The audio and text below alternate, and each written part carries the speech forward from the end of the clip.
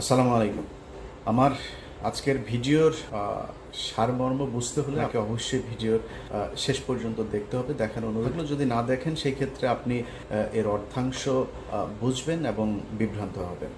Doctor Mohammad ইউনূসের সংস্কার, বেশ কিছু কারণ আছে, আমি কারণগুলো আপনাদের সামনে ব্যাখ্যা করব। আপনাদের যদি আমার সাথে একমত হলেও জানাবেন, দ্বিমত হলেও সেই আপনাদের মন্তব্যে জানিয়ে দেবেন। প্রথমত ধরেন এখন এই মুহূর্তের কথা যদি বলি, আমি 5 তারিখের পরে আমার বলেছিলাম যে এই সরকারের যদি বর্তমান অর্থাৎ ইউনূসের যে সরকার, এই সরকারের যদি প্রয়োজন হয় তারা 5 বছর 10 বছর 20 বছর যতদিন থাকুক কোনো সমস্যা নেই, আমি নিজেই বলেছিলাম। ডক্টর মোহাম্মদ ইউনূসের হাতে সেই সুযোগটা ছিল এই দেশের যে কোনো ধরনের সংস্কার করা, এবং এমনকি দেশের জাতীয় সঙ্গীত, দেশের গণতন্ত্র, এই কি বলে সংবিধান, এই দেশের পার্লামেন্টারি যে ব্যবস্থা, সেটা নির্বাচন ব্যবস্থা থেকে শুরু করে সবকিছু সংস্কার করা হচ্ছিল, এবং এটা মানুষ মেনেও নিত। এখনো অনেক মানুষ আছে যারা কিনা তাদেরকে সমর্থন করে, কিছু কিছু জায়গায় আমিও সমর্থন করি, আমাদের অনেক সমালোচনাও আছে এই সরকার। এখন এই যে সুযোগটা বাংলাদেশের মানুষ তাদেরকে দিয়েছিল, তারা কতটা কাজে লাগিয়েছে দেখেন।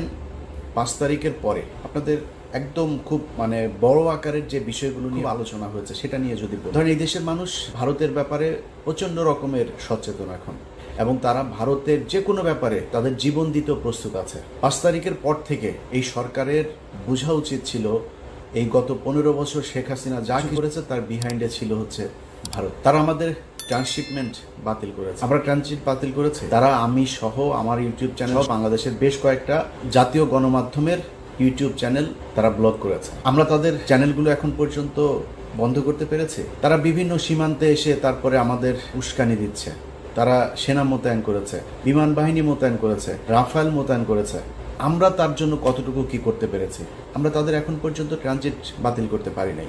আমাদের বন্দর এখনো তারা ব্যবহার করছে, তাদের ট্রান্সশিপমেন্ট আমাদের দিচ্ছে না, কিন্তু আমরা তাদেরকে ঠিকই দিচ্ছি। আসলে কি আমরা তেমন কিছু করতে পেরেছি?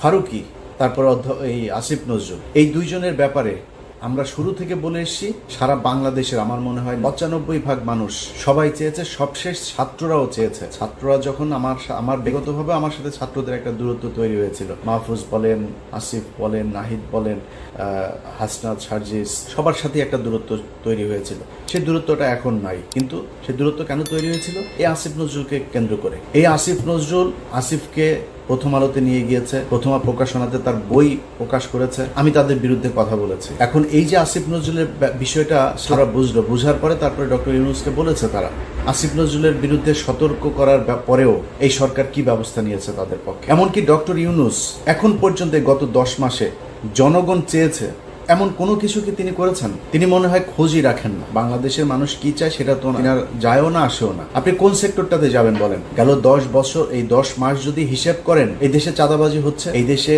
ঘুষ হচ্ছে, দুর্নীতি হচ্ছে, অনিয়ম হচ্ছে, সবই হচ্ছে। কোনো কিছু কি বন্ধ আছে? এখন বিএনপি ক্ষমতায় থাকে, সব দোষ যদি বিএনপি সরকারের ঘাড়ে পড়ে, যাই হোক যেটাই ঘটুক, এখন যা হচ্ছে এটার দোষ ডক্টর ইউনূসকে নিতে হবে। আপনি বন্ধ করতে পারেন নাই কেন এই দুর্নীতিগুলো? একটা নর্মাল একটা ধরেন 111 সরকারও আপনার চেয়ে অনেক দুর্বল সরকার ছিল।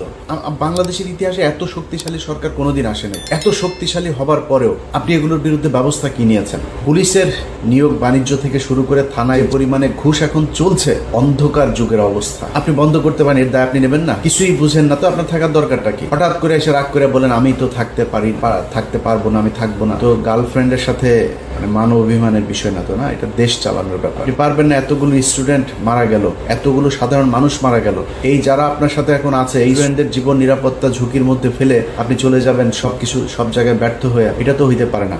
আপনাকে কঠোর হওয়া উচিত ছিল।